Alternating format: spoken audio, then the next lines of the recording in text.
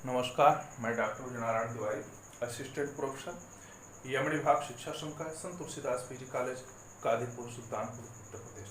मेरे विद्यार्थियों, सुधीजनों, विद्युतजनों, सुहृदजनों, आप समस्त लोगों का इस ऑनलाइन वीडियो में हम स्वागत करते हैं। शिक्षा से संबंधित जितने भी ज्ञान कोश हमारे पास हैं, जो संग्रहित रूप से अनेक पुस्तकों के अध्ययन के द्वारा जो हमें प्राप्त हो रहे हैं, उसे हम आपको प्रदान कर रहे हैं, दे रहे हैं, और इसलिए कि जिससे आपको हमारे विषय में मूल्यांकन करने का कौशल मिले, आप उस विषय वस्तु को अच्छी तरह से समझ सकें। जो चीज़ें बहुत ही कठिन लगती हैं उनको सरल भाषा में समझाने का प्रयास किया जा रहा है। इसलिए सबसे पहले यदि आप हमारे वीडियो से ना जुड़े हुए हैं चैनल से, तो आप इस चैनल को सब्सक्राइब कर लीजिए। चैनल को सब्सक्राइब करने से उसमें बेल आइकन की एक बटन आती है, घंटी का निशान, उसको दबा लीजिए। जिससे क्या होगा कि जो कुछ भी वीडियो अपलोड होगा उसकी तुरंत सूचना आपको मिल जाएगी। अगर वीडियो आपको पसंद आते हैं तो आप इसे लाइक करिए, इस पर कमेंट दीजिए और इसे अधिक से अधिक शेयर करिए। अब हम आते हैं आपके उस प्रसंग पर कि जहाँ पर शिक्षा मनोविज्ञान में विकास की अवस्थाओं को, वृद्धि क्या होती है, वृद्धि और विकास में अंतर क्या होता है, इस वृद्धि और विकास के सिद्धांत क्या होते हैं। कारण कि जो मानव है यह केवल एक हाड़ मांस अस्थि का पुतला नहीं है, बल्कि इसके अंदर मन, आत्मा, चेतना और व्यवहार का यह एक समग्र रूप है। और ये भी सत्य है कि मानसिक उद्वेलन और पुरुष की जो अपने क्रियाकलाप होते हैं उसके परिणाम स्वरूप जो जन्म होता है, जो एक बच्चे का निर्माण होता है, उसके अनेकों ऐसे कारक हैं जो जन्म माने गर्भ से लेकर के जन्म की अवस्था से लेकर के जब तक वह जीवित रहता है, आजीवन उसको कहीं न कहीं प्रभावित करते रहते हैं। कभी उसके शरीर में आप देखते हैं अंतर आने लगता है, कभी बढ़ने लगता है, कभी मोटा होने लगता है, कभी उसकी बुद्धि का विकास होने लगता है, कभी वो अच्छी तरह से किसी बात को समझा सकता है, अपना एक्सप्रेशन व्यक्त कर सकता है, उसकी रुचियों में परिवर्तन होने लगता है, उसके संवेगों में काम, क्रोध, घृणा, ईर्ष्या, मोह भाव इत्यादि में कहीं न कहीं परिवर्तन देखने को मिलता है। आखिर क्या कारण है कि जिससे एक प्राणी जन्म लेता है, फिर उसके बाद उसके अंदर शारीरिक, मानसिक, सांवेगिक इत्यादि विकास होने लगते हैं, अनेक परिवर्तन दिखाई पड़ने लगते हैं। एक बालक है, एक बालिका है, इन दोनों का परस्पर विकास अलग होता है, इन दोनों के शारीरिक अवयवों में अलग अलग विकास देखने को मिलता है, उनका मानसिक वृद्धि, मानसिक विकास देखने को अलग मिलता है। क्या रीजन है? तो उसका मूल रूप से आपको इसके पहले वाले वीडियो में बताया गया था कि जो विकास के क्रम होते हैं, जो उसके अंदर परिवर्तनों की स्थिति आती है, वह उसका वंशानुक्रम और वातावरण पर विशेष रूप से निर्भर रहता है। और मनोविज्ञान ने काफी सिद्ध कर दिया है कि व्यक्ति को यदि समझना है तो उसके संपूर्ण जीवन काल को समझना जरूरी होता है, क्योंकि उसके व्यवहार जन्म से ही दिखाई पड़ते हैं। गर्भ में भी रहता तब भी उसके अंदर कुछ ना कुछ हलचल होती है, तो हम वहां से उसके बिहेव को देखना शुरू करते हैं, व्यवहार को मापना शुरू करते हैं, उसका अध्ययन करना शुरू करते हैं, और जब तक वो जीवित रहता है तब तक उसके व्यवहारों का अध्ययन किया जाता है। और शिक्षा जो व्यवहारों में कुछ परिमार्जन और करना है, सुधार करना, परिष्कार करना है, उस प्रकार की तमाम प्रकार की योजनाओं को लागू करती है, जिसके आधार पर मनोविज्ञान उसका अध्ययन करता है, व्यवहार का अध्ययन करता है। अब आई बात कि जब प्राणी का जन्म होता है तो आखिर किस अवस्था में आता है। तो इसके पहले आपको वंशानुक्रम, वातावरण पर विशेष रूप से चर्चा की गई थी कि जब बालक गर्भ में आता है उस समय से उसमें कुछ ना कुछ भीतर ही शारीरिक बदलाव होने शुरू हो जाते हैं। यानी जहाँ पर वह छोटा एक पिंड के रूप में था, अब बढ़ते बढ़ते वह एक आकार शरीर का ले लेता है। उसके धड़, सिर, हाथ, पैर, समस्त अंगों का विकास होता है, वहीं पर वृद्धि होती है। तो अब वृद्धि और विकास, ये दो जो ऐसे शब्द हैं, दोनों जबकि एक तरह से देखा जाए तो समानार्थी होते हैं, लेकिन मनोवैज्ञानिक दृष्टि से, सामाजिक दृष्टि से इन दोनों में काफी अंतर देखने को मिलता है। तो वृद्धि और विकास ये क्या है? सबसे पहले हम ये देखेंगे, क्योंकि मानव के व्यवहारों का अध्ययन करना चाह रहे हैं, उसके शारीरिक परिवर्तनों का अध्ययन करना चाहते हैं, उसके मानसिक सामवेगिक परिवर्तनों को देखना चाहते हैं, इसलिए मानव अवृद्धि एवं विकास, इसी वृद्धि को अवृद्धि भी कहते हैं, प्रत्यय लगा करके। दोनों की इंग्लिश में क्या कहते हैं? ग्रोथ, और विकास को development, growth and development of human. तो मानव में वृद्धि कैसे होती है और उसका विकास क्या होता है, दोनों का अलग अलग तात्पर्य क्या होता है। तो आइए पहले इसको समझते हैं। तो देखिए, मानव वृद्धि एवं विकास, human growth and development. Frank की परिभाषा को लेते हैं। फ्रैंक ने लिखा है कि अवृद्धि से तात्पर्य कोशिकाओं में होने वाली वृद्धि से होता है, जैसे लंबाई और भार में वृद्धि, जबकि विकास से तात्पर्य प्राणी में होने वाले संपूर्ण परिवर्तनों से होता है। यानी कहने का आशा है फ्रैंक का कि जो शरीर की कोशिकाओं में कुछ वृद्धि होती है, जिसके आधार पर शरीर लंबा होता है, मोटा होता है, चौड़ा होता है, कद बढ़ता है, तो ये चीजें जो होती हैं, जिसको हम परिमाण के रूप में लेते हैं, जिसको हम वजन कर सकते हैं, जिसका हम मापन कर सकते हैं, एक संख्यात्मक रूप दे सकते हैं, वह क्या है? अवृद्धि कहलाती है। उसी को हम ग्रोथ कहते हैं, उसी को हम वृद्धि कहते हैं। तो वृद्धि से तात्पर्य है शरीर के अवयवों का, अंगों का बढ़ना, वर्धित होना, उसके अंदर लंबाई, मोटाई, चौड़ाई आदि का जो आकार में वृद्धि होती है, उसे हम वृद्धि कहते हैं। जबकि विकास क्या है? कहते हैं कि जबकि विकास तात्पर्य है प्राणी में होने वाले संपूर्ण परिवर्तन से, यानी विकास के अंतर्गत वृद्धि भी आती है, और जो भी उसके अंदर मानसिक सामवेगिक विकास होते हैं, उसको भी विकास की श्रेणी में लिया जाता है। अर्थात व्यक्ति का शरीर जैसे जैसे बढ़ता है, उसकी रुचियां बढ़ती हैं, उसका ध्यान केंद्रण की क्रिया बढ़ती है, उसके व्यवहारिक परिवर्तन होने लगता है। तो जो व्यवहारिक परिवर्तन है, जो रुचियों का परिवर्तन है, जो ध्यान को केंद्रित करने की अवस्था है, ये सारी चीजें क्या होती हैं? विकास के अंतर्गत आती हैं। और जो उसकी कोशीय वृद्धि होती है, शारीरिक वृद्धि होती है, जिसके अंदर लंबाई, चौड़ाई, मोटाई, भार आदि की वृद्धि होती है, देखने को मिलती है, उसको हम वृद्धि कहते हैं, जो परिवर्तन होता है, सब वृद्धि कहा जाता है। दूसरी परिभाषा लेते हैं हर्लॉक की। हर्लॉक ने लिखा है कि विकास अवृत्त तक सीमित नहीं, माने जो विकास है ये केवल अवृत्त नहीं, क्योंकि विकास जो है एक व्यापक प्रक्रिया होती है, और अवृत्त क्या है? एक कुछ समय के लिए एक प्रक्रिया होती है, परिपक्वता तक पहुंचती है। तो जो विकास है वह केवल अवृत्त तक सीमित नहीं, अर्थात उसके शारीरिक अवयवों की वृद्धि तक ही सीमित नहीं है, अपितु इसमें परिवर्तनों का वह प्रगतिशील क्रम निहित रहता है। अर्थात इसमें जो परिवर्तन होते हैं उसका एक क्रम निहित रहता है। क्रम से मतलब क्या है? जो परिपक्वता के लक्ष्य की ओर अग्रसर रहता है, अर्थात जिसके आधार पर उसके अंदर परिपक्वता आती, मैच्योरिटी आती है। जैसे बच्चा जब छोटा होता है तो उसके अंदर कार्य करने की कोई क्षमता नहीं होती है, उसके अपने शरीर पर ही नियंत्रण करने की क्षमता नहीं, लेकिन धीरे धीरे वह शरीर पर नियंत्रण कर लेता है, आंखों पर नियंत्रण कर लेता है, जिस चीज को देखना उसी पर नजरों को रोकता है। धीरे धीरे वह बोलने के लिए अपनी भाषा शब्द को पकड़ना शुरू करता है, उस पर नियंत्रण करता है, तोतली भाषा में बोलता है, धीरे धीरे वह शुद्ध शब्दों का वाचन ध्वनि निकालना शुरू कर देता है।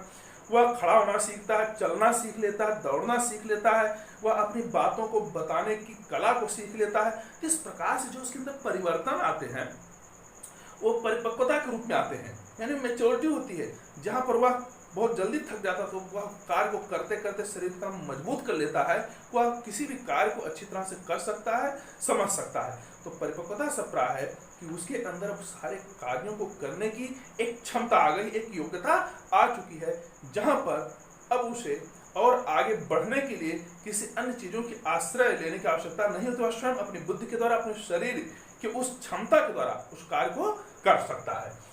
तो विकास अब तक सीमित नहीं है, इसमें परिवर्तनों का वह प्रगतिशील क्रम निहित रहता है जो परिपक्वता के लक्ष्य की ओर अग्रसर रहता है। जबकि विकास क्या है? विकास के परिणाम स्वरूप व्यक्ति में नवीन विशेषताएं और नवीन योग्यताएं प्रकट होती हैं। यानी विकास से प्राय क्या है? उसके अंदर नई योग्यताएं आती हैं, नई प्रकार की जो कुछ गतियां होती हैं, जो परिवर्तन होते हैं, जो उसके अंदर विशेषताएं आती हैं, ये सब उसके विकास का परिणाम होता है। यानी बालक जैसे बढ़ता है वैसे वैसे उसकी बुद्धि का विकास होता है, उसके रहन सहन बोल भाषा का विकास होता है, उसे वैसे उसके सामवेगिक भावनाओं का विकास होता है, तो इस तरह से अगर हम देखें दोनों परिभाषाओं के आधार पर तो उसका निष्कर्ष ही निकलता है कि जो शारीरिक कोशीय वृद्धि है, जिसके आधार पर शरीर में परिवर्तन होता है, उसकी लंबाई में परिवर्तन होता है, उसके भार में परिवर्तन होता है, उसके स्वरूप आकार में परिवर्तन होता है, इसको हम वृद्धि कहते हैं। जबकि विकास प्राय होता है उसके अंदर जो शारीरिक वृद्धि के साथ साथ जो मानसिक वृद्धि होती है, जो उसकी बौद्धिक क्षमता का विकास होता है, जो उसके कार्य करने की क्षमताओं का विकास होता है, जो उसके सोचने समझने की क्षमताओं का विकास होता है, जहाँ पर उसकी रुचियों के नियंत्रण का विकास होता है, ध्यान केंद्रण की क्षमताओं का विकास होता है। तो इन सारी चीजों के जहाँ पर ध्यान, रुचि, अवधारणा, कार्य करने की शैली, बात व्यवहार, इन चीजों को हम विकास कहते हैं। जो कुछ परिवर्तन उसके अंदर आता है वह विकास कहलाता है। तो विकास की क्रिया एक व्यापक क्रिया होती है। एक जन्म से लेकर के कहाँ तक चलती है? जब तक वह जीवित है तब तक ये चलती रहती है। लेकिन वृद्धि या ग्रोथ जो है, इसकी क्रिया परिपक्वता तक, अर्थात कुछ ही समय तक, माने प्रौढ़ावस्था तक, किशोरावस्था तक, यानी किशोरावस्था एक परिपक्वता की अवस्था मानी जाती है, जहां पर वह अपने प्रौढ़ावस्था में प्रवेश करता है, एडल्टहुड प्रवेश करता है। तो वहां तक तो शरीर में वृद्धि होती है। शरीर में मोटाई, चौड़ाई, लंबाई ये जो बढ़ती है, तो लंबाई तो बढ़ चुकी होती है। मोटा होना यह स्वाभाविक है, वह उसकी अवस्था प्रौढ़ावस्था की अंतिम सोपान तक चले। लेकिन एक ऐसा समय आता है जहां पर शारीरिक अवयव या कोश की वृद्धि का होना रुक जाता है, यानी शरीर का क्षरण होने लगता है। तो जहां तक वह शरीर की वृद्धि होती, जहां पर रुक जाती है, जितना परिवर्तन होता है उसको हम वृद्धि कहते हैं। लेकिन परिपक्वता के आधार पर, शारीरिक शक्तियों के गठन के आधार पर, जब शारीरिक वृद्धि, कोशिकाओं की वृद्धि रुकती है, तो वहां से हम वृद्धि को माप नहीं सकते, बल्कि हम उसके अब विकास के भाव को देखते हैं कि विकास जो होता है एक तरह से चतुर्दिक होता है, सर्वांगीण होता है। वह शारीरिक भी होता है, मानसिक भी होता है, बौद्धिक भी होता है, उसका सांवेगिक विकास भी होता है, उसकी रुचियों इत्यादि में परिवर्तन होने लगता है। तो विकास के अंतर्गत अवृद्धि समाहित है। अवृद्धि से तात्पर्य जो मूल होता है वह शारीरिक वृद्धि को, लंबाई, चौड़ाई आदि के विषय में केवल आता है, जबकि विकास के अंतर सब कुछ वृद्धि के साथ साथ उसकी रुचि, बुद्धि आदि भी समाहित हो जाती है। अब हम देखेंगे कि अवृद्धि और विकास का मूल अंतर क्या है। कुछ पॉइंटों में, कुछ बिंदुओं में इसको हम देखने का प्रयास करेंगे, समझने का प्रयास करेंगे, क्योंकि यह वृद्धि और विकास ये पाठ्यक्रम जो है, इससे संबंधित तमाम प्रश्न अक्सर पूछे जाते हैं। इसका कॉन्सेप्ट जब तक क्लियर ना हो तब तक हम इसको अच्छी तरह से समझ नहीं सकते। इसलिए पहले वृद्धि और विकास में और कौन कौन से अंतर हैं उसको आइए देखते हैं। देखिए, मानव की वृद्धि कैसे होती है, विकास कैसा होता है। तो वृद्धि का प्राय है, वृद्धि रचनात्मक परिवर्तनों से संबंधित है। अर्थात जो वृद्धि होती है इसमें रचनात्मक परिवर्तन, शारीरिक परिवर्तन देखने को मिलता है। विकास रचनात्मक और ध्वंसात्मक दोनों प्रकार के परिवर्तनों से संबंधित है। लेकिन विकास क्या है, इसमें रचनात्मक भी कार्य होते हैं, कभी कभी ध्वंसात्मक अर्थात बुद्धि का क्षरण होना, रुचियों का क्षरण होना, अनेकों प्रकार के संवेगों का परिवर्तन होना। तो कभी ये बढ़ते हैं, कभी घटते भी हैं। रुचियां बढ़ती हैं, ध्यान केंद्रित होता है, भागता है, कार्य करने की क्षमता कभी बढ़ जाती है, कभी घट जाती है, कभी बौद्धिक क्षमता का स्तर बहुत हाई हो जाता है, कभी निम्न हो जाता है, लो हो जाता है। क्यों? ये विकास की देन है। तो इसे अर्थात जहां पर रचना, स्ट्रक्चर और उसका विनाश, एक्सप्लोजन दोनों उसमें निहित हो, उसको हम विकास कहते हैं। वृद्धि शब्द मात्रा या परिमाण संबंधी परिवर्तन के लिए प्रयोग किया जाता है। वृद्धि का प्राय सीधे सीधे क्या है, वह मात्रा या परिमाण किस रूप में प्रस्तुत किया जाता है, प्रयोग किया जाता है। जैसे लंबाई, मोटाई, कद व भार का बढ़ना, ये क्या है, वृद्धि है। कद बढ़ रहा है, भार बढ़ रहा है, लंबाई बढ़ रही है, मोटाई बढ़ रही है, ये वृद्धि कहलाती है। जबकि विकास का क्षेत्र बहुत व्यापक है। विकास शब्द के अंतर्गत बालक की कार्य कुशलता, देखिए यहाँ पर क्या है, शारीरिक वृद्धि तो थी, लेकिन उसके साथ साथ विकास के अंतर्गत क्या नवीन चीजें आती हैं कि इसके अंतर्गत कार्य कुशलता, यानी बालक कार्य कितनी कुशलता से कर रहा है, कितना निपुण है। व्यवहार की कुशलता, उसके व्यवहार समाज के प्रति, परिवार के प्रति कैसे हैं। व्यक्तित्व में आने वाले सभी परिवर्तन और उसके व्यक्तित्व में अर्थात बाहरी और भीतरी गुणों में जो विकास होता है, जो परिवर्तन होता है, वे सारे परिवर्तन विकास को द्योतित करते हैं, दर्शाते हैं। अब वृद्धि संरचनात्मक परिवर्तनों से संबंधित है। अब वृद्धि में क्या है, स्ट्रक्चरल होता है, अर्थात उसमें संरचना होती है, शारीरिक वृद्धि कोश की वृद्धि दिखाई पड़ती है। लेकिन विकास प्रकार्यात्मक परिवर्तनों से संबंधित है। लेकिन विकास क्या करता है, प्रकार अर्थात फंक्शनल होता है, कार्य को करने की क्षमताओं से युक्त होता है कि मैं लिख सकता हूँ, मैं कर सकता हूँ, मैं पढ़ सकता हूँ, यानी इस प्रकार की जो क्षमताएं होती है कार्य करने की, वह क्षमताएं विकास के अंतर्गत आ जाती हैं, विकास के अंतर्गत संबंधित होती हैं। अब वृद्धि में परिपक्वता का प्रभाव व कार्य प्रमुख होता है। जो वृद्धि होती है इसमें क्या है, परिपक्वता मेच्योरिटी का कार्य प्रमुख होता है। लेकिन जो विकास है परिपक्वता एवं शिक्षण दोनों का गुणनफल होता है। माने परिपक्वता में जो कुछ शारीरिक वृद्धि है, जो कुछ कोशीय वृद्धि है, उसकी लंबाई उम्र के आधार पर जो उसका गुणात्मक भाव अर्थात जो उसका मानसिक विकास होता है, जो बौद्धिक विकास होता है, जो भाषा का विकास होता है, जो शब्दों के प्रवाह का विकास होता है, जो आंकिक गणना का विकास होता है, जो स्पेशल अर्थात समायोजन संतुलन करने के विकास होते हैं, ये सारी चीजें जो परिवर्तन में दिखाई पड़ते हैं शारीरिक मानसिक रूप से, बौद्धिक रूप से, रुचियों के आधार पर, तर्क के आधार पर, आंकिक गणना के आधार पर, ये सब जो परिवर्तन होते हैं सब किसके अंतर्गत आते हैं, कहते हैं कि ये शारीरिक और मानसिक विकास का एक तरह से गुणात्मक रूप होता है। वृद्धि को मापा जा सकता है, वृद्धि को किलो में, मीटर में, लंबाई को, वजन को मापा जा सकता है। लेकिन जो विकास होता है ये आजीवन चलने वाली प्रक्रिया है, इसलिए इसके लिए कोई एक निश्चित संख्या दे पाना बड़ा ही असंभव लगता है, मुश्किल लगता है। क्योंकि वृद्धि तो कुछ दिन चल करके रुक जाती है। जैसे लंबाई एक अवस्था है, 18 वर्ष तक जाते जाते लंबाई जितनी जिसको खींचनी होती है वह खींच लेता है, उसकी लंबाई पूर्ण हो जाती है, वहीं पर वो रुक जाती है। लेकिन विकास की गति क्या है, वह निरंतर चलती रहती है, आजीवन चलती रहती है। इसे अनुभव किया जा सकता है, विकास को अनुभव किया जा सकता है। हाँ बढ़ रहा है, उसकी बौद्धिक क्षमता बढ़ रही, कुछ कार्य कर सकता है, इस प्रकार से हम उसको देख सकते हैं, समझ सकते हैं, किंतु मापा नहीं जा सकता। विकास को मापने के लिए कोई निश्चित संख्या नहीं है, अर्थात उसको हम माप नहीं सकते, उसको केवल अनुभव कर सकते हैं। क्योंकि विकास की प्रक्रिया ये निरंतर चलने वाली है, कभी मंद होती है, कभी तीव्र होती है, तो कभी वह सामान्य रूप से चलती रहती है, लेकिन यह रुकती नहीं है। अर्थात इसकी गति आजीवन, जब तक मनुष्य जीवित है और प्राणी जीवित है, तब तक उसके अंदर कुछ ना कुछ ऐसे परिवर्तन हमें देखने को मिलते हैं, चाहे वो मानसिक रूप से हो, चाहे उसकी रुचियों के आधार पर हो, चाहे उसके कार्य करने की क्षमताओं के आधार पर हो, व्यवहार के आधार पर हो, कुछ ना कुछ परिवर्तन उसको जीवन भर देखने को मिलते हैं। इस तरह से हम कह सकते हैं कि वृद्धि केवल शारीरिक परिवर्तन को प्रकट करती है, जबकि विकास जो होता है यह संपूर्ण शारीरिक और मानसिक, बौद्धिक, सांवेगिक समस्त प्रकार के परिवर्तनों को अपने अंदर समाहित किए रहता है।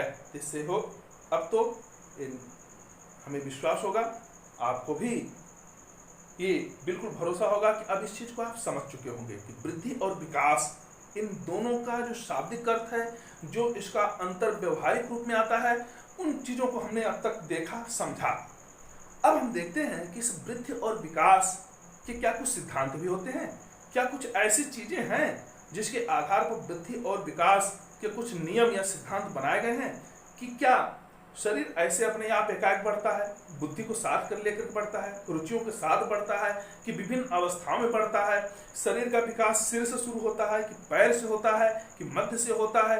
हम इन चीजों को कैसे समझेंगे, तो इसके लिए कुछ ना कुछ नियम या सिद्धांत बनाए गए हैं। तो शरीर के भी वृद्धि का, मानसिक विकास का कुछ ना कुछ सिद्धांत है। आइए उन सिद्धांतों पर हम एक नजर डालते हैं।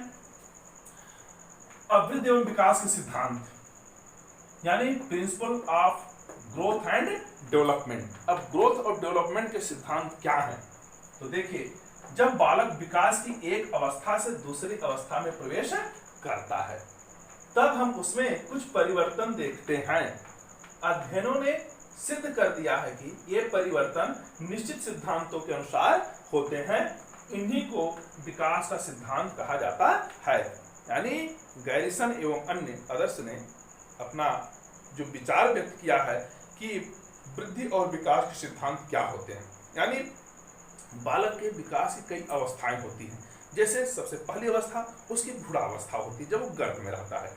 जब जन्म लेता है, वहां से लेकर के उसकी फिर शैशवावस्था शुरू हो जाती है। फिर कुछ समय बाद 3 वर्ष 5 वर्ष बाद उसकी बाल्यावस्था शुरू होती है। 12 वर्ष बाद उसकी किशोरावस्था शुरू हो जाती है।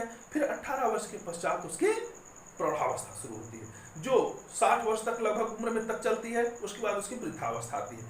तो ये जो परिवर्तन होते हैं प्रत्येक अवस्था में कुछ ना कुछ परिवर्तन शारीरिक और मानसिक दोनों देखने को मिलते हैं। सामयिक वृद्धि या विकास के परिवर्तन भी दिखाई पड़ते हैं। तो इसके भी कुछ सिद्धांत हैं, कुछ नियम हैं। आइए उन सिद्धांतों को और उन नियमों को हम जानने का प्रयास करते हैं। तो अवृद्धि एवं विकास के सिद्धांत क्या है, प्रिंसिपल्स क्या है, तो उसको देखिए।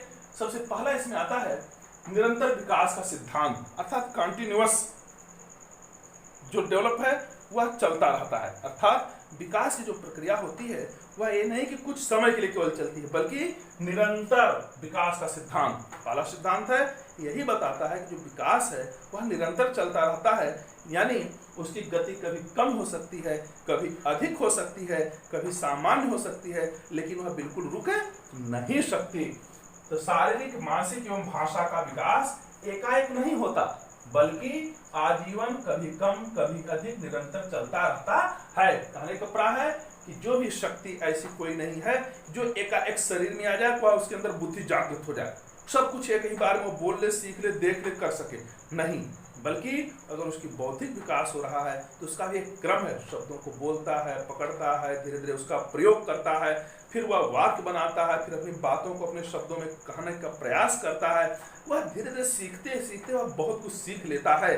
तो इससे होता है कि जो सीखने की गति वो केवल कुछ समय के लिए नहीं बल्कि निरंतर चलता रहता है। यानी व्यक्ति किसी भी अवस्था में हो, कुछ नवीन चीजों को वह सीखता रहता है। तो जब नवीन चीजों को सीखता रहता है तो उसका विकास होता रहता है। तो इसी कहा जाता है कि निरंतर कंटिन्यूटी का जो सिद्धांत है, यानी व्यक्ति का या बालक का जो विकास होता है, जो अवृद्धि होती है, वह अवृद्धि कुछ समय के लिए चलती रहती है, परिपक्वता पर रुक जाती है, लेकिन विकास होता है वह निरंतर चलता रहता है। बस गति कम, कभी सामान्य, कभी अधिक हो सकती है। एकीकरण का सिद्धांत दूसरा है, माने इंटीग्रेशन का। इंटीग्रेशन से प्राय क्या है, एकीकरण से प्राय क्या है, यानी बालक का जो शारीरिक विकास होता है वह एक साथ नहीं होता, बल्कि शरीर के अंगों का धीरे धीरे, फिर शरीर पर उसका नियंत्रण, फिर अंगों पर नियंत्रण, फिर पूरे शरीर को लेकर के अंगों पर नियंत्रण करने से संबंधित था। यानी एकीकरण से प्राय होता है कि जैसे बालक जब जन्म लेता है तो उसके कुछ दिनों बाद अपने धीरे धीरे सिर को उठाना सीख लेता है, फिर अपने धड़ को उठाना सीखता है, फिर किसी वस्तु को अगर पकड़ना है, किसी चीज को उसे देखना है तो वह उस पर अपनी आंखों का नियंत्रण करता है, हाथों का नियंत्रण करता है। तो हाथों को उठाने के लिए सबसे पहले पूरे हाथ उठा लेता है, फिर किसी चीज को पकड़ना है तो हाथों का, फिर अंगुलियों पर अपना नियंत्रण करता है। धीरे धीरे वह शरीर का नियंत्रण, फिर हाथों पर नियंत्रण, फिर अंगुलियों पर नियंत्रण, और वह वस्तु को पकड़ना सीख लेता है। तो फिर क्या है, उसमें एक तरह से सारे विकास एक साथ अवृद्धि माने नियंत्रण आ गए। माने अब वह पूरे शरीर को ना हिला करके, पूरे हाथों को ना हिला करके, वह सीधे क्या करता है, अंगुलियों के इशारे से किसी चीज को दर्शा सकता है, पकड़ सकता है। उसके लिए उसको पूरे शरीर को हिलाने की, उसको एक्टिव में लाने की आवश्यकता नहीं पड़ती है। जितनी उसकी आवश्यकता वह उतने ही अंगों के द्वारा अपना वह प्रयोग सिद्ध कर लेता है, चीज को प्राप्त कर लेता है। जैसे उसे चलना है तो पहले वह पूरे शरीर पर नियंत्रण करता है, खड़ा होना सीखता है, फिर धीरे धीरे पैरों को आगे बढ़ाने के लिए वह नियंत्रण करता है, सीखता है, और धीरे धीरे क्या करता है, वह चलना सीख लेता है। यानी एकीकरण का सिद्धांत कहता है कि जो विकास की गति होती है वह एक साथ पूरी तरह से नहीं हो पाती, बल्कि वह एक एक करके अंगों का विकास पहले पूरे शरीर के द्वारा धीरे धीरे एक एक अंग का होता है। किसी को पकड़ना है, किसी को देखना, किसी को बोलना है तो सीखता है, फिर धीरे धीरे वह एकीकरण कर लेता है, अर्थात सबको मिला करके उन चीजों को एक साथ करने की क्षमता से युक्त हो जाता है। जैसे अगर हम देखें कि भाषिक विकास है, शारीरिक के अंगों का विकास है, किसी को पकड़ने का विकास है, किसी चलने का विकास है, तो एकाएक नहीं होता, बल्कि यह शरीर के द्वारा पहले पूरी तरह से संचालित होता है, फिर धीरे धीरे एक एक अंगों पर नियंत्रण होता है, फिर बाद में क्या होता है, सारे अंगों को मिला करके शरीर का नियंत्रण उस पर हो जाता है। इसी को हम कहते हैं कि इंटीग्रेशन हो गया, वह कार्य को कर सकता है, उस पर नियंत्रण कर सकता है।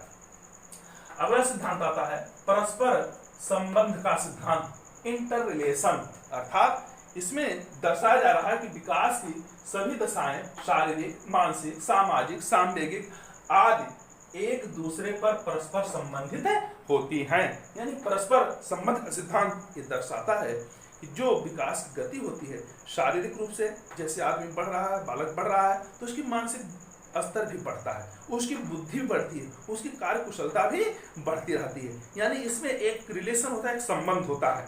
या नहीं कि केवल शरीर में वृद्धि हो रही थी, फिर उसके बाद कुछ दिन बाद बुद्धि का विकास होगा, नहीं, उसकी रुचियों का विकास भी साथ होगा, उसका मानसिक स्तर का भी विकास होगा, सोचने समझने की क्षमताओं का भी विकास साथ ही साथ होता रहता है। इसलिए परस्पर संबंध का सिद्धांत से अभिप्राय यही है कि जो विकास की अवस्थाएं हैं, जो विकास की दशाएं हैं, चाहे वो शारीरिक हो, चाहे मानसिक हो, चाहे सांवेगिक हो, प्रत्येक का एक दूसरे से संबंध होता है, क्रम होता है कि अगर शरीर वृद्धि कर रही है, आयु बढ़ रही है, तो उसकी सोच भी बढ़ रही है, उसकी रुचियां भी बढ़ रही हैं, उसके व्यवहार में भी परिवर्तन देखने को मिलता है।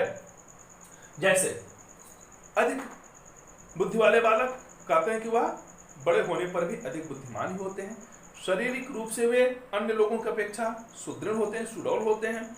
लेकिन जहां पर कम बुद्धि वाले हैं, ऐसे लोगों का विकास वह देखा जाता है तो शारीरिक रूप से भी वे उतने विकसित नहीं होते हैं, मानसिक रूप से भी उतने विकसित नहीं होते हैं। तो कहने का प्राय है कि जो विकास की गति होती है वह शरीर और मन और उसके संवेगों पर आधारित है। जैसा कहा जाता है, स्वस्थ शरीर में स्वस्थ मस्तिष्क, यानी शरीर स्वस्थ है तो मस्तिष्क भी स्वस्थ होता है। बुद्धि शरीर के अनुकूल, आयु के अनुकूल अगर बढ़ रही है तो उसको कहते हैं कि उसका परस्पर जो संबंध है, जो बढ़ने का मानसिक और शारीरिक संबंध है, वह एक क्रम में चलता है, वह कभी उससे हटता नहीं है। तो इस तरह से परस्पर संबंध का सिद्धांत ही दर्शाता है कि बालक का जो विकास होता है वह शारीरिक रूप से जैसे से वृद्धि करता है, ठीक उसी तरह से उसकी मानसिक वृद्धि होती है, उसकी रुचियों में वृद्धि होती है, उसके व्यवहार में भी कुछ ना कुछ परिवर्तन देखने को मिलता है, जो एक दूसरे से संबंधित होते हैं। वृद्धि और विकास की दर एक सी नहीं रहती। अब यहाँ पर आ रहा है कि जो वृद्धि है और जो विकास है, इसका रेट या दर वह एक समान नहीं होती है, अर्थात उसमें कुछ ना कुछ परिवर्तन, विभिन्नता होती है। माने रैंक ग्रोथ, या तो शैशवावस्था में तीव्र होता है, बाल्यावस्था में विकास कम होता है, किशोरावस्था में पुनः तीव्र होता है। तो इससे सिद्ध होता है कि जो वृद्धि और विकास की दर होती है वह एक समान नहीं चलती है। जैसे जब बालक जन्म लेता है तो उसके कुछ वर्षों तक, लगभग 3 वर्ष तक, उसके शारीरिक वृद्धि तीव्र गति से होती है। लेकिन जैसे इसकी पूर्व बाल्यावस्था प्रारंभ होती है तो वहीं पर उसका विकास थोड़ा सा मंद हो जाता है। बाल्यावस्था में वो गति नहीं रहती है जो शैशवावस्था में देखने को मिलती है। लेकिन जब वो किशोरावस्था में पहुंचता है तो उसकी शारीरिक वृद्धि, मानसिक वृद्धि तीव्र गति से होने लगती है। इस तरह से देखा जाए तो प्रत्येक अवस्था में, प्रत्येक प्राणी में जो विकास की गति होती है, वृद्धि की गति होती है, वह अलग अलग होती है। कभी कम होती है, कभी ज्यादा होती है, अर्थात शैशवावस्था में अधिक होती है तो बाल्यावस्था में थोड़ा सा उसका अनुपात कम हो जाता है बढ़ने का। लेकिन वहीं पर किशोरावस्था में वह पुनः अधिक वृद्धि को प्राप्त करता है, तीव्र गति को प्राप्त करता है। इस तरह से जो उसका रेट है, जो उसकी दर विकास की, वह कभी कम होती, कभी अधिक होती है, अर्थात वह एक समान नहीं रहती है। अगला सिद्धांत है, विकास सामान्य से विशेष की ओर चलता है। यानी जो विकास है वह सामान्य से विशेष की ओर चलता है, अर्थात जनरल टू स्पेसिफिक। जैसे बालक का विकास सामान्य प्रतिक्रियाओं की ओर होता है, यानी जो सामान्य प्रतिक्रियाएं होती हैं उसी की तरफ ज्यादा होता है। जैसे नवजात शिशु अपने किसी अंग का संचालन करने से पहले शरीर का संचालन करता है, फिर हाथ का संचालन करता है, फिर अंगुलियों का संचालन करता है। इस तरह से उसका जो संचालन होता है, जो किसी चीज को पकड़ने के लिए या किसी चीज को विकसित करने के लिए, उस पर नियंत्रण करने के लिए, वह क्या होता है, सामान्य से विशेष की ओर होता है। सामान्य अर्थात अगर कभी बोलना होता है तो पूरे शरीर को हिलाता है, डुलाता है, लेकिन धीरे धीरे फिर वह केवल सिर को हिलाता है, मुंह को हिलाता है, जिह्वा को हिलाता है, उस वाणी को बोलना शुरू कर देता है। तो कहने का प्राय है कि जो विकास होता है वह सामान्य से विशेष की ओर होता है। यानी जैसे पहले वह केवल पा बा दा आदि ऐसे शब्दों का प्रयोग करता है, लेकिन धीरे धीरे उसका भाषिक विकास शुरू हो जाता है, जिसके आधार पर वह शब्दों को सही रूप से उच्चारण कर लेता है, उसको दोहरा लेता है। तो जो उसके अंदर दोहराने की या शब्दों की पकड़ आती हुई विशेष होती है, जो उसके अंदर बैठने की क्षमता आ गई, जो उसे बात करने की क्षमता है, जो उसे कार्य करने की क्षमता है, जो व्यवहार में कुशलता आ गई, इसी को हम क्या कहते हैं, विशेष। तो सामान्य तौर से जो एक रहन सहन उठन बैठन या उसका एक विकासिक गति चल रही है, वह है जिसमें वो शरीरों का पूरी तरह से संचालन करता है। लेकिन जब किसी चीज पर उसका नियंत्रण हो जाता है तो उसे हम विशिष्ट कहते हैं। इसी से प्राय है कि विकास सामान्य से विशेष की ओर ही चलता है, अर्थात पहले सामान्य रूप से वह अपने पूरे शरीर का प्रयोग करता है, फिर धीरे धीरे वह जिस चीज की आवश्यकता है केवल उसी पर ही ध्यान देता है, उसी पर वह विकास करता है, परिवर्तन आता है, नियंत्रण करता है। विकास की भविष्यवाणी की जा सकती है, माने विकास की भविष्यवाणी प्रेडिकेटेबल होती है, भविष्यवाणी की जा सकती है। यानी बालक शारीरिक डील डौल एवं मानसिक क्रियाओं के आधार पर हम यह देख सकते हैं या कह सकते हैं कि ये बालक आगे चलकर कैसा होगा। अक्सर देखा जाता है कि जो बालक जन्म के समय लंबे होते हैं वे आगे चल करके भी प्रायः लंबे ही होते हैं, जो जन्म के समय छोटे आकार के होते हैं वे आगे चल करके भी छोटे ही आकार के होते हैं। इसलिए इसकी भविष्यवाणी होती है कि बालक कितना लंबा होगा, कैसा कद होगा, उसके रूप रंग को देख करके उसकी एक भविष्यवाणी कर दी जाती। इसी तरह से उसकी बुद्धि को देख करके, उसकी कार्य क्षमता को देख करके ये भी भविष्यवाणी होती है कि आगे चल करके क्या करेगा। इसीलिए कहा गया है होनहार वीरवान के होत हैं चिकने पात, अर्थात जिसको होनहारता बचपन में दिखाई पड़ती है तो आगे चल करके भी वह होनहार ही होता है। यह भविष्यवाणी हम कर सकते हैं और ऐसी भविष्यवाणी अक्सर होती हैं। तो ये सिद्धांत ही बताता है कि विकास की भविष्यवाणी की जा सकती है। अब आता है वैयक्तिक अंतर का सिद्धांत, इंडिविजुअल डिफरेंसेस। वैयक्तिक सिद्धांत अंतर का सिद्धांत कहता है कि प्रत्येक बालक बालिका मानव या प्राणी सबके अंदर क्या है, कुछ ना कुछ व्यक्तिगत विभिन्नता होती है। वह एक समान नहीं होते हैं, रूप में, रंग में, लंबाई में, चौड़ाई में, बोल में, भाषा में, कहीं न कहीं रुचियों आदि में अंतर आता है। इसलिए सबका विकास उसी क्रम में अलग अलग रूप से व्यक्तिगत विभिन्नता के आधार पर होता है। जैसे मानव जाति में बालक बालिका स्त्री पुरुष दोनों के शारीरिक विकास में काफी अंतर है। दोनों की शारीरिक अवस्थाओं में जो विकास होता है, क्रम होता है, वहां पर भी आप देखेंगे शैशवावस्था में जहाँ पे सबका विकास एक समान होता है, बाल्यावस्था में वहीं पर लड़कियों का विकास तीव्र गति से होता है, बालकों का डाउन होता है। लेकिन जैसे किशोरावस्था आती है वहां पर प्रारंभ में बालकों का विकास तीव्र होता है, बालिकाओं का विकास कम होता है। लेकिन जब उत्तरावस्था आती है किशोरावस्था की, वहां पर बालिकाएं अपनी पूर्ण लंबाई को प्राप्त कर लेती हैं, अपनी मानसिक बुद्धि को प्राप्त कर लेती हैं, उसके अंदर परिपक्वता की क्षमता आ जाती है। लेकिन बालक वहीं पर 2 वर्ष बाद तक अपना शारीरिक और मानसिक विकास को पूर्ण करता है। तो जो व्यक्तिगत भिन्नता है वह चाहे किसी भी जगह की हो, किसी भी स्थान की हो, किसी भी परिवार की हो, वह अलग अलग दृष्टि में ही देखने को मिलती है। कोई ज्यादा बुद्धिमान हो जाता है, कोई कम होता है, कोई ज्यादा स्वस्थ हो जाता है, कोई कम स्वस्थ होता है, कोई बहुत लंबा हो जाता है, कोई बहुत बौना नाटा भी हो जाता है, कोई सामान्य स्तर पर चलता है। तो व्यक्तित्व भिन्नता के आधार पर भी ये सिद्ध होता है कि जो प्राणी का या मानव का जो विकास होता है वह विभिन्न क्रमों में होता है। अब अगला आता है विकास लंबवत सीधा ना होकर वर्तुलाकार होता है। ये सिद्धांत कहता है कि विकास की गति चलती है वह सीधी एक रेखा में नहीं चलती, लाइनर नहीं होती है, बल्कि स्पाइरल होती है। अर्थात बालक की जो गति विकास की है उस विकास की अवस्थाओं में कभी कम कभी अधिक अगर होता है तो कभी वो रुकता भी है कुछ समय के लिए, माने उसकी वृद्धि बहुत न्यून हो जाती है, धीमे चलती है, और कभी वही वृद्धि तीव्र होती है। जैसे कहा जाता है कि जब वह बाल्यावस्था में शैशवावस्था में होता है तो उसकी गति तीव्र होती है, लेकिन फिर जैसे आप विकास चलता है आगे बढ़ा तब तक फिर कुछ देर के लिए रुक जाता है, फिर आगे बढ़ता है, फिर रुकता है, फिर आगे बढ़ता है, फिर रुकता है, फिर आगे बढ़ता है। यानी कहीं ना कहीं रुकता मतलब मंद होता, कम हो जाता है।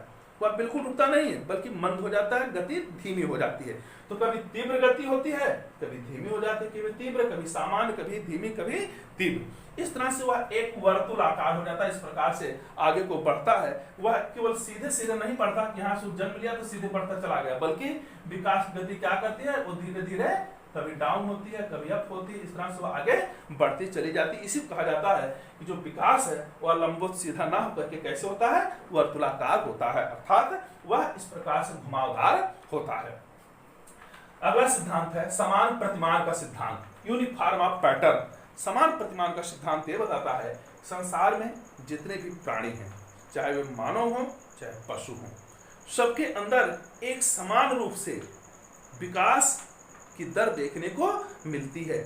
जैसे जन्म के समय से लेकर के कुछ वर्षों तक जो वृद्धि होती है वो सबके अंदर होती है, सबकी शारीरिक वृद्धि होती है, उसके बाद उसकी मानसिक वृद्धि होती है, मानसिक वृद्धि के आधार पर उसके व्यवहार में परिवर्तन देखने को मिलता है, यानी इसमें समानता है। इसी तरह से अगर देखा जाए कि अगर कोई मानव है, प्राणी है, अगर जन्म लेता है, चाहे किसी भी क्षेत्र में लेता है, किसी भी देश में लेता है, तो उसमें जो विकास की प्रक्रिया शुरू होती है वह लगभग एक समान देखने को मिलती है। अर्थात सबकी जो विकास की स्थिति देखने को मिलती है वह कहाँ से होती है? समस्त बालकों की जो विकास का क्रम शुरू होता है वह सिर से पैर की तरफ होता है। यानी ये सिद्धांत ये बताता है कि अगर ये पूछा जाए कि बालक का विकास पैर की तरफ से होता है कि सिर की तरफ से होता है कि मध्य भाग से होता है, तो उसका उत्तर आप निश्चित रूप से ही दीजिएगा कि बालकों का विकास या किसी भी प्राणी का विकास वो सिर से पैर की तरफ क्रमशः बढ़ता रहता है। जैसे जब बालक जन्म लेता है तो उसके कुछ सप्ताहों बाद,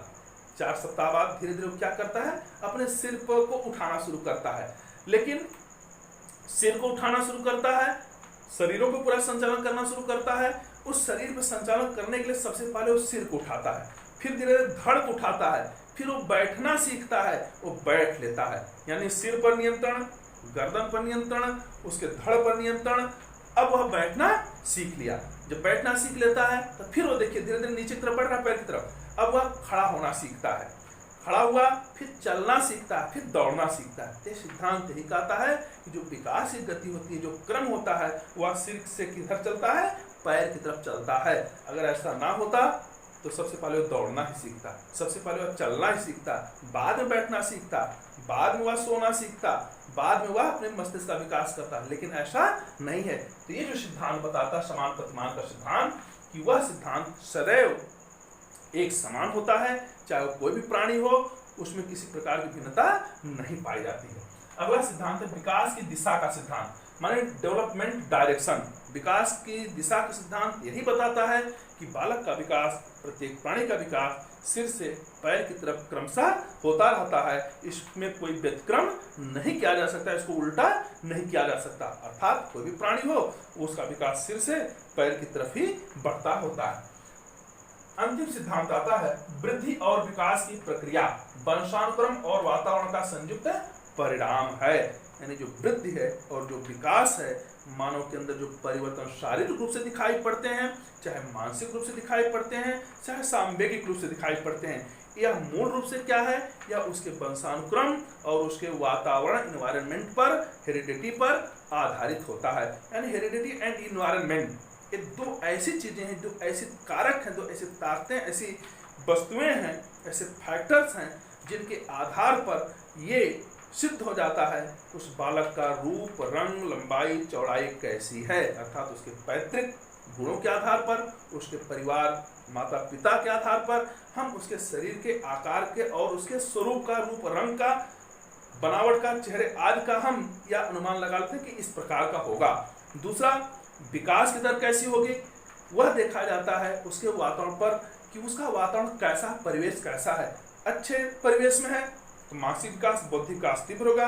अगर वही उसका परिवेश गंदा है, वह अनुकूल नहीं है, प्रतिकूल परिस्थितियों में पड़ रहा है, तो उसका मानसिक विकास, बौद्धिक विकास का स्तर बहुत ही कमजोर होगा। इसलिए हम तभी इस चीज को डिसाइड कर सकते हैं कि उसका वंशानुक्रम और वातावरण अगर दोनों अनुकूल चलते हैं, जिसमें अगर अनुकूल वातावरण मिलता है तो उसका पूर्ण विकास होना संभव हो जाता है। ये सिद्धांत बताते हैं कि बालक का विकास केवल एकाएक नहीं होता, बल्कि वह निरंतर चलता रहता है, एक क्रम में चलता रहता है, परस्पर संबंधों, शरीर, मन, मस्तिष्क आदि को साथ लेकर के चलता रहता है, व्यक्तिगत भिन्नता के आधार पर चलता रहता है, वातावरण, वंशानुक्रम के सहयोग से चलता है। तो ये जो विकास के सिद्धांत हैं, वृद्धि के सिद्धांत हैं, इसको आपने देखा। अब आपने आज समझा क्या कि वृद्धि क्या है, विकास क्या है, वृद्धि विकास का अंतर क्या है, वृद्धि और विकास के सिद्धांत क्या हैं। उन सिद्धांतों को आपने अच्छी तरह से देखा, सुना, समझा। अगर ये चीजें आप एक बार दो बार वीडियो में देख लेंगे तो इससे संबंधित किसी भी प्रश्न का उत्तर देना आपके लिए बहुत ही सहज हो जाएगा। तो अब अगर ये वीडियो आपको पसंद आया हो तो आप इसे लाइक करें, इस पर कमेंट करें, इसे शेयर करें, अधिकाधिक शेयर करें, और चैनल से पहली बार जुड़ रहे हैं तो इसे सब्सक्राइब करें। और हमारे तमाम प्रकार के इस ज्ञान विज्ञान प्रतियोगिता से संबंधित शैक्षिक जानकारी को प्राप्त करना है तो आप बेल आइकन अर्थात घंटी के निशान को दबाएं।